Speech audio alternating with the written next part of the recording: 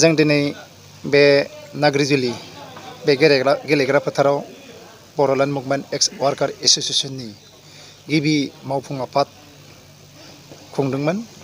आरो बे खुंनायनि गेजेरजों जोङो दिनै बे प्रेस मिटखौ होनो ओंखारदों। जोंफोरो 1987 मायथाइनिफ्राय 1993 मायथाइनि गेजेराव जाय बर'लेण्ड मुभमेन्ट सोमावसारनाय जादोंमोन बे सोमावसारनायाव जोङो आबसु भलुन्टियार फर्स आरो गोबां बर' माहारि आफादफोरा बेयाव बाहागो लादोंमोन। बे बाहागो लानाय गासै माहारियारि आफादफोरखौ जथुमै जुथुमनानै जों बे बर'लेण्ड मुभमेन्ट एक्स वार्कार एस'सिएशनखौ जों गायसननाय जादों आरो बिनि गाहाय थांखियानो जाहैबाय जों बे बिटिआर एकर्डखौ जोङो बरायो। बे बरायनायनि गेजेरजों बेखौ जोङो जाफुंनायखौ जों लुबैयो आरो बे जाफुंनायावबो जोंनि बे बर'लेण्ड मुभमेन्ट एक्स वार्कार एस'सिएशननि माबा मोनसे मावनांगौ बिबान दङ होननानै जों सानो आरो बे बिबानखौनो मावफुंनो थाखाय दिनैनि बे बर'लेण्ड मुभमेन्ट एक्स वार्कार एस'सिएशनखौ जोङो दाफुंनाय जादों। नोजोरा जाहैबाय बिटिआर एकर्डखौ जाफुंहोनाय आरो बियो मोगथाङाव जाफुङोब्ला थारैनो जोंनि बै समाव बड'फा उपेन्द्र ब्रह्मआ जाय थांखिजों बर' माहारिखौ दाफुंनो गेरेमसा हारि दाफुंनो सानदोंमोन बे गेरेमसा माहारि दाफुंनाय थांखिया बिटिआर एकर्डनि गेजेरजों जाफुंगोन होननानै जों सानो। जोङो बे समाव बै समनि जाय दावहारु लोगोफोर दोङो बिथांमोनखौ जों आं दिनैनि बे प्रेस मिटनि गेजेरजों बिथांमोनखौ जोङो खावलायनाय बा आपिल खालामनो नागिरदों। बिथाङा ग्रेटेड बर' माहारि दाफुंनायनि गेरेमसा बर' हारिनि सार्थआव बिथांमोना जाय आफादावनो दाथाथोंमोन गासैखौबो नागारनानै दिनैनि बे प्रेस मिटनि गेजेरजों आङो आपिल खालामदों बिथाङा बिटिआर एकर्डखौ सापर्ट खालामनांगौ आरो इउ पिपल हान्जाखौनो देरहाहोनायनि थाखाय बिथांमोना थांखि लानांगौ। आं बे आफादनि गेजेरजों दिनै बिथांमोनखौ जोंनि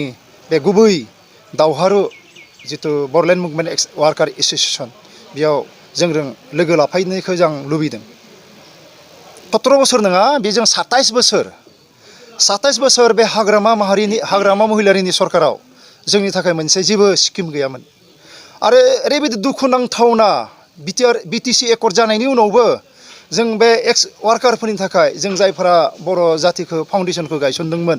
बेनि थाखाय बे हाग्रामानि लोगो दोलोफोरा मोनसेबो जोंनि थाखाय स्किम लाबोनो हायासै जायनि थाखाय जों दिनै मोनसे प्रेसारनि थाखाय मुलि बायनो जोंनि आखायाव फैसा गैया। बिपिनि थाखाय मुलि बायनो जोंनि आखायाव फैसा गैया। न' बाङा बायजोबदों आरो जोंनि गथ' गथायखौ फोरोंहोनो थाखाय जोङो मोजां स्कुल इनस्टिटिउटआव जों सोनो हायाखै। बे थारैनो जोंनि थाखाय बिराद दुखुनांथावना लाजिनांथावना आरो जों बेखौ दिक्षा होदों जोंनि बे अर्गानाइजेसननि गेजेरजों। जों सानो बे फैबाय थानाय बे बिटिआर एकर्डनि गेजेरजों आरो बे फैबाय थानाय बिटिसि इलेक्सननि गेजेरजों जाय गुड गभर्नमेन्ट फैगोन कल्याण गामि सरकार बे कल्याण गामि सरकारा जोंनि थाखाय सिन्था खालामगोन आरो बिथांमोननि बाजेटनि गेजेरजों बिथांमोननि बिटिआर सेसननि गेजेरजों जोंनि थाखाय मोनसे मोजां स्किमफोरखौ लानानै फैगोन आरो जोंफोर गासै बै समायनि जाय दावहारि लोगोफोर बिथांमोना थांना थानायनि राहाखौ मोनगोन होननानै दिनैनि थारिखआव बेयो रोखा जाबाय। दिनैनि तारिखआव माखासे बर'नि दैदेनगिरिफोर जेरै हाग्रामा महिलारि, सानसुमा खुंगुर बैसोमुतियारि, अनजालि दैमारिमोन बायदिया बिटिआर गोरोबथाखौ लानानै गोबां गुलाय गुजाय बर' समाजाव खालामगासिनो जाय जाहोनाव बिटिआरआव जेबो गैया होनना बुंगासिनो दं बिसोरो। दा बिनि सायाव नोंथांमोना मा बुंनो सानो? बे गासैबो बाथ्राया बिथांमोननि राजनितिकनि मुलाम्फानि थाखाय खालामदों। आं फोथायो मानगोनां बिथां हाग्रामा महिलारि, अनजुलि बायदेव आरो सानसुमा आदामोना बे खोथाखौ रोखायै मिथिगौ जे बिथांमोनानो सानसे समाव 92 साताराब दिमान उपेन्द्र ब्रह्म बे समाव आबसुनि दिमान दंमोन बे दिमानखौ सानसुमा आदायानो बानायदोंमोन आरो बे 92 दिमाननि गेजेरावनो नैबे बिटिआर एकर्डआबो जानानै फैदों होननानै आं फोथायो आरो बे दिमाननि गेजेरजोंनो बे बर' हारिया बुहुमनि गेजेराव मोनसे हारि हिसाबै आरो गेरेमसा जाति हिसाबै फसंथानो हागोन होननानै बे बिटिआर एकर्डआ जों फोथायो आरो बेयो मोनसे बर' जातिनि थाखाय थांना थानायनि मोनसेल' लामा होननानै आं फोथायो। गोबां बिथांखौ लासिंसिं होनो थाखाय गोसो गैया नाथाय बिथाङा जोंनि नेक्स्ट जोलैफोरखौ जाय गोदानै ओंखारबोनाय नेक्स्ट जोलै बिथांमोननि मान सन्माननि खोथाखौ बाद हो बिथांमोननि उदैनि ओंखामखौबो जानो थाखाय बिथाङा बे गथ'फोरनि उदैयाव खिबुआव जोनानै हरदों आथिंजों जोदों बै सेंग्राफोरखौ मानो बिथाङा फिसौ मोननाय सासे मानसि जाबाय आरो बिथाङा गावनि गथ' गावनि फिसौनि थाखाय मोजां मोजां MLA मोजां मोजां हमस्टिफोरखौ थिनानै होनांगौमोन नाथाय दाबो बिथाङा MLA MP जानो थाखाय गावनि जायगानि थाखाय बिथाङा खामानि मावदों बे मोनसे हारिनि थाखाय मोनसे लाजिनांथाव मोनसे खोथा आरो आदाया जुदि खोनादोंबा बे खोथाखौ मोजाङै खोनासंनानै ला जों दायो गासै आनसलिकनिफ्राय रिपर्टखौ जों कालेक्सन खालामनो हायाखै बे अनुमानिक भाबे 4निफ्राय 5,000 4 to 5,000 जों वार्कार जोंनि गेजेराव दं होननानै जों फोथायदों नोंथांमोना दिनैनि तारिखाव UPPLखौ सापर्ट खालामनायनि खोथा बुंदों अब्ला माबायदि नोंथांमोना खामानि मावगोन होनना सानो नैबे समाव जोङो बे UPPLखौ सापर्ट खालामनायनि एक नम्बर कारना जाहैबाय जोङो जोंनि अर्गानाइजेसनाव जायफोर जोंनि मावथिफोर दङ जों बिथांमोननि दुर दुर न' थांनानै जों बिथांमोनखौ जों बुजायदों जों जुदि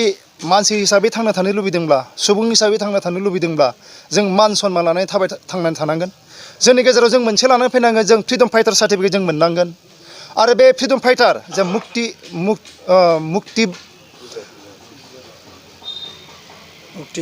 मान बे सन्मान बा बे जोंनो थांना थानायनि लामाखौ फैबाय थानाय बे गुड गभर्नमेन्ट बा UPPLआ जुदि सरकार दायोब्ला बे सरकारनि जेरैसो सम्भबपर जागोन होननानै जों फोथायो 100नि एसे सायाव माने बिथांनि लाइफ जिबनखौ बिथांनि थांना थानाय लामाखौ बिथांनि मावनायखौ जोङो नुनो मोन्दों आरो बिथांनि जितु डेडिकेसन सासे मानसिया मोजां लिडार जानोबा डेडिकेसन नांगौ बिथांनि डेडिकेसनखौ जों फोथायो बिथांखौ जों हाजार बार नमस्कार खालामो थारैनो बर' हारियाल' नङा आरो जोंनि आसामनि गासै हारिमाफोरा बिथांनि गेजेरजों मोनसे थांना थानायनि आरो मान सन्मानखौ लानानै थांनायनि मोनसे लामाखौ मोनगोन होननानै जों प्रमद बर'नो लोगोसे बिथांनि गासै टीमखौ बिथांनि मेकानिजमखौ जों फोथायो बे जोंनि बड'लेण्ड एक्स वर्कार एस'सिएशना मुभमेन्ट एक्स वर्कार एस'सिएशना फैगोन समफ्राव जे बुस्थुआ डेभेलप जायाखै सिगांनि गभर्नमेन्टनि समाव बेखौ जों नोजोर बोनानैहाय जों मावफुंनो हास्थायगोन जों नुनो मोनो जे बिसायख'थि फैनाय लोगो लोगोनो माखासे बायनाय फाननाय माखासे समाव नुनो मोनो जे आफादफोरखौ नैबे समाव नोंथांमोननि जि थांखि आरो उद्देश्यआ माबायदि बायनाय फाननाया एभ्रि इलेक्सन बेयाव माखासे मिसुलिया थायो बे मिसुलियाफोरखौ नोंथांमोना हमथानोबो हाखाया बिसोरो दालाल सिस्टेमै जेब्ला भट जायो अब्ला समावहाय बिसोरो मिसुलिया जानानै गावखौ फाननो बोसोरबानि थाखाय बिसोर फाननो आरो बियो जाबाय थाखागोन आरो बेहा जोंहा हिसाब लानांगौ गैया हाग्रामानि सायाव आं मा बुंनो हाग्रामायाथ' आं बुंनायनि सिगां नोंथांमोना मिडिया हिसाबै नोंथांमोनानो डेलि बिथांजोंहाय इन्टारभिउ लायो दा पाब्लिकआव सोंदो पाब्लिकआ मा होननो आंथ' माथो बुंबावनो बिथांमोना मावफुंनो हायाखिसै दा बेनिखायनो जों दस्राखौ सोलायनो नागिरदों बिदिल'सो बुंगोन आं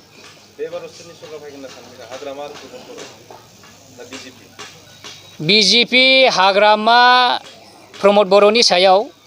आं बेखौनो बुङो 100% प्रमद बर'आ देरहासिगोन दानि जा परिस्थिति up and down north south east west परिबेसखौ लानानै पाब्लिकफोरखौ लानानै जेनेबा गामि मोनसेयावनो जोङो नुनो मोनोबा 6-7 घरल'सो दंसै बेनि अनगायै बारा गैया दा बेवहाय जोङो रोखा जाखाबाय जोंनि काउन्टिंआ जोङो प्रमद बर' UPPLआ माने देरहानानै दंखासै एडभान्स जुदि बे खेबाव जुदि UPPLआ सरकार फैनो हायाब्ला नोंथांमोननि बे जोंनि बड'लेण्ड सोमावसारारि बारग' मावथि आफाद बे बाराव जुदि फैनो हायाब्लानि खोथा गैया बे बारावनो फैगोन बे बाराव फैनायखायसो जों बे मुभमेन्टखौ दादों आरो फैयिनि बाथ्रा फैया बेहाय हाग्रामा महिलारिया जुदि एबा सोरबाया जुदि प्रमद बर'खौ दिल्लीयाव फानबाय होनना बुङोब्ला प्रुफ होथोंसै बिथाङा खय क्ररनि फानदों खयस'नि फानदों खय थाखानि फानदों माने बिथांमोना फानदोंल' होनना बुङो नाथाय मानो दाम दरखौ मानो बुंनो रोङा फालाय बेखौ बुंदों बिथाङा दिनैनो बुंदों